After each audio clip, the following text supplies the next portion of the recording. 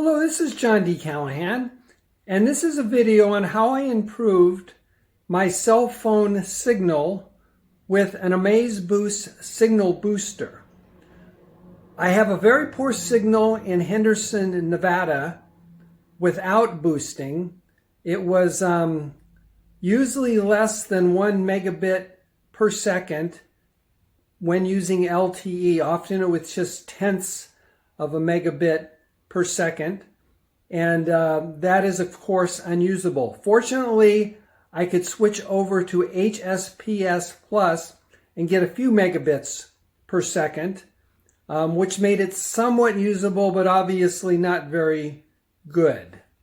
Now, I contacted T-Mobile, and they sent me this window booster, which did help.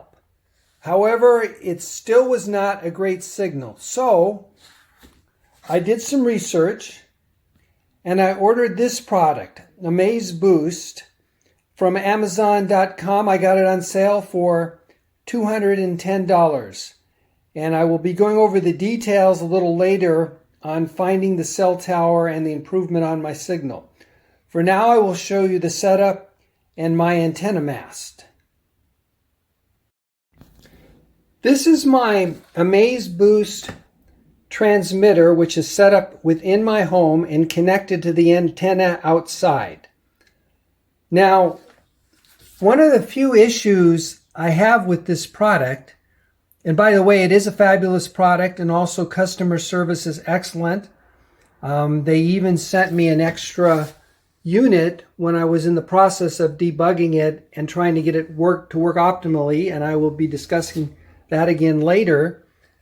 But one of the few issues I have with it is green is a warning. And what that means right now is that band 12 and 13 are not working. However, band 2, 4, and 5 are. And that's indicated by the lights being off. So that's somewhat counterintuitive. Also, they don't use a red light at any time. Other than that, though, absolutely fabulous product, great customer service. Got it for $210 on sale at Amazon again. The cable is 60 feet, which is fabulous. Some of these products have shorter cables, but it comes with a 60-foot cable. And so this is how it's set up within the home. It has to be at least 30 feet away from the antenna. And the antennas have to not cross, and that's explained in the owner's manual. So I got a really good setup as far as all of that goes. However, I did have trouble finding a antenna, and again, I will discuss that. Well, I mean a cell phone tower is what I meant. The best cell phone tower, and I will be discussing that again later. At any rate, I'm a fairly short distance away from the transmitter, because I'm usually in this chair, and then the cable runs like this through the house, and it runs out the window here to my antenna, which we will be looking at momentarily.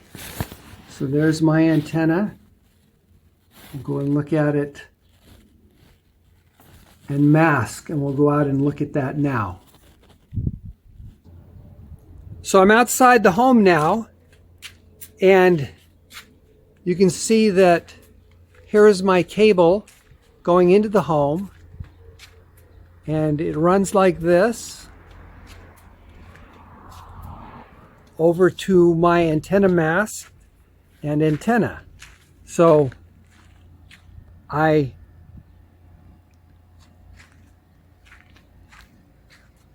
built this antenna with PVC bought from a Lowe's for a nominal cost, and this is my rod that controls the direction, and it's about 20 to 25 feet high.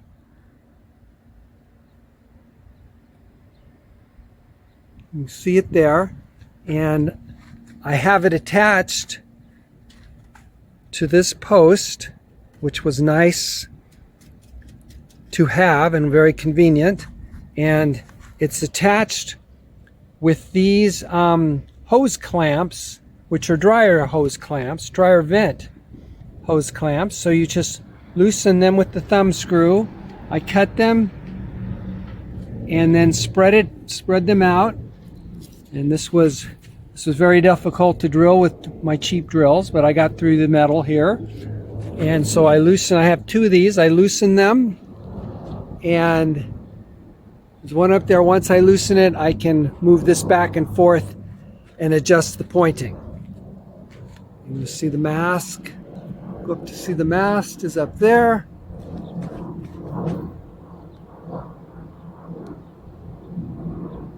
And the cable runs down here and into the home.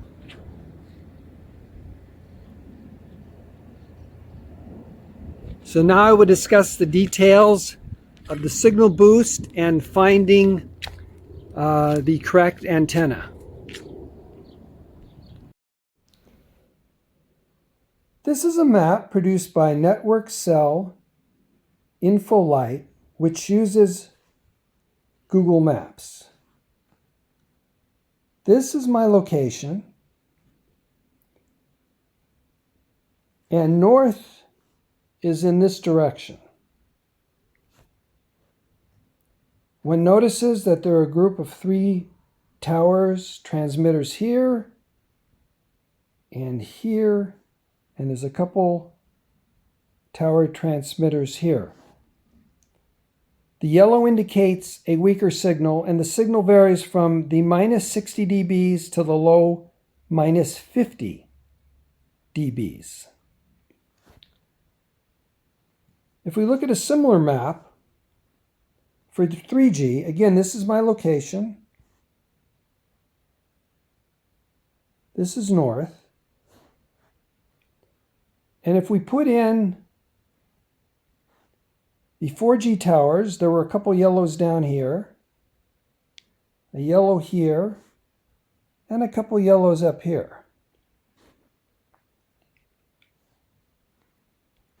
There was also a green down here, and a couple greens here. Now one would think with all these towers that I should get a good signal in the first place, but I don't. Without any boosting, I get a few tenths of a megabit per second. Again, just a few tenths of a megabit per second using LTE.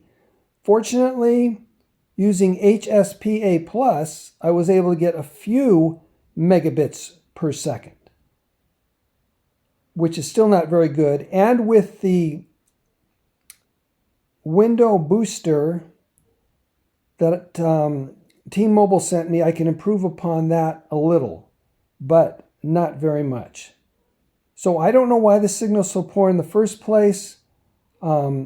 Something's going on with the terrain, or there's some anomaly with the cell phones individually or interfering with one another. Also,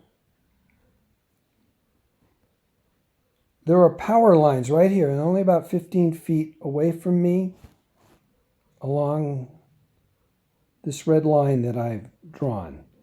So I'm theorizing, I could be completely wrong.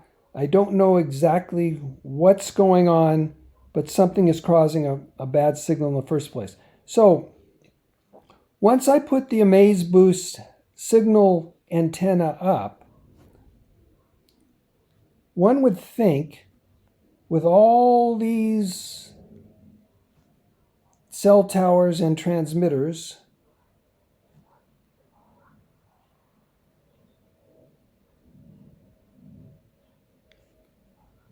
that I would be able to point in any of these directions and get a good signal.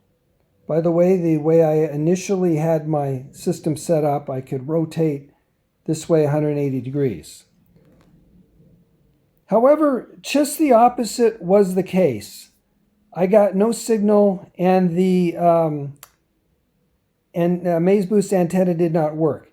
And the inside lights on the Amazboost transmitter were lit green to indicate interference. Now the manual explains that you need to be over 30 feet from the antenna.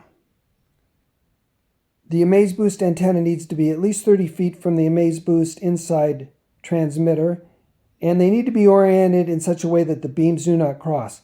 Now my setup was far beyond those parameters, and there was no chance of my setup causing interference.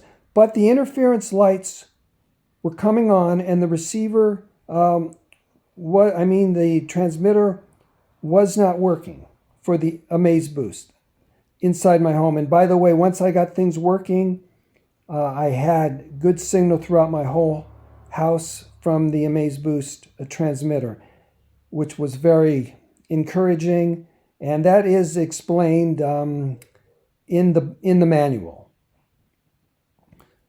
So I don't know why the Amazboost inside transmitter had warning lights saying there was interference.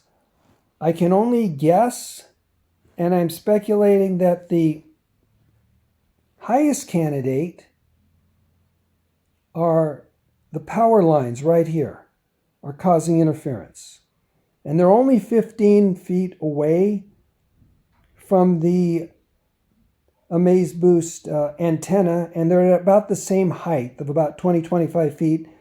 And there's several power lines. You can see that if you go and look earlier in the video when I'm showing you my setup. I think that's the strongest candidate for why there's interference. Perhaps there's some anomaly going on with the cell towers individually or between one another, or the terrain, or something like that. Now, or a synergism of those factors. I could be completely wrong. I'm just theorizing.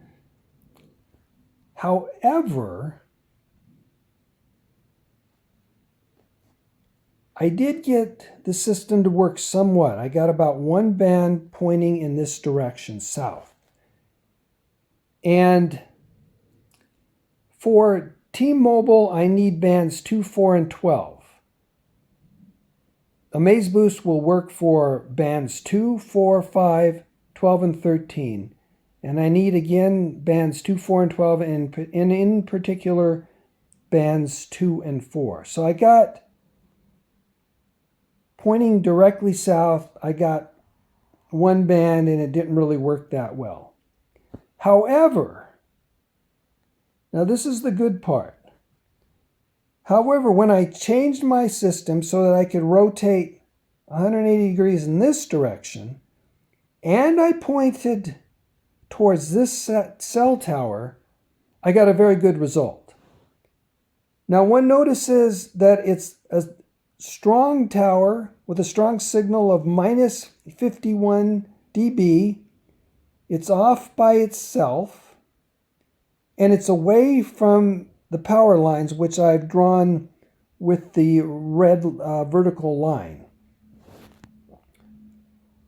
So let's now look at the result of that pointing using the Amazboost system.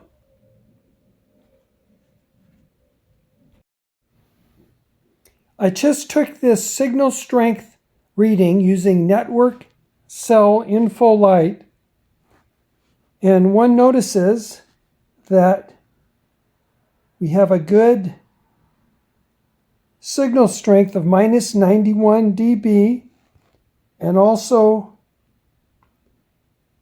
full bars. So let's go over now and see what the corresponding speed is.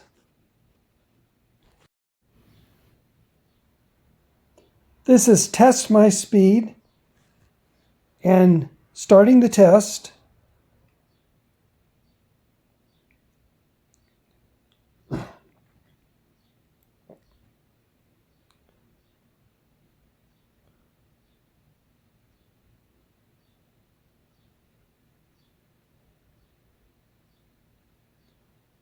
we see we have a good download of 9.2 megabits per second.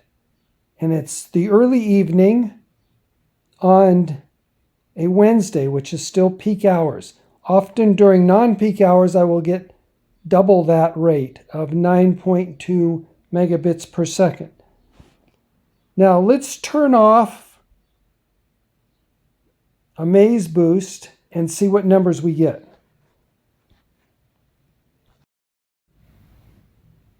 Now with Amazboost off, we notice that the signal strength is considerably less at minus 113 dB, and we only have a few bars.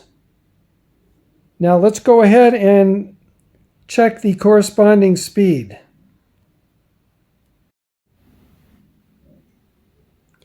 Running test my speed now with Amazboost off, we get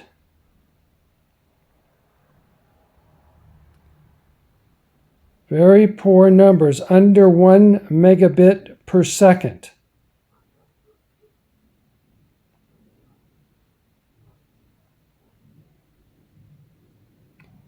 And again, often the number will be even less than this, maybe a few megabits per second. But even here we see this is an order of magnitude less speed, more than an order of magnitude less speed than with Amazboost on. So you can see the considerable difference and considerable improvement that Amazboost makes. It's early in the morning, off hours, and I just took this signal strength reading of minus 91 dB and full bars. So let's go see what kind of speed we get with this. Starting test my speed, we get, looks like we might break 20.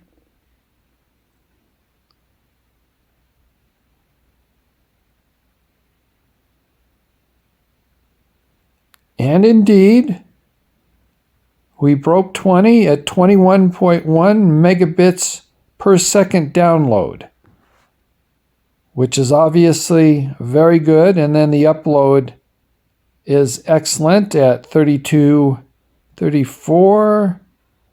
at 34.3 megabits per second. So I've gone from getting a few tenths of a megabit per second to over 20 megabits per second, and my speed will often be between 10 and 20 megabits per second. So that's a fabulous improvement using Amazboost.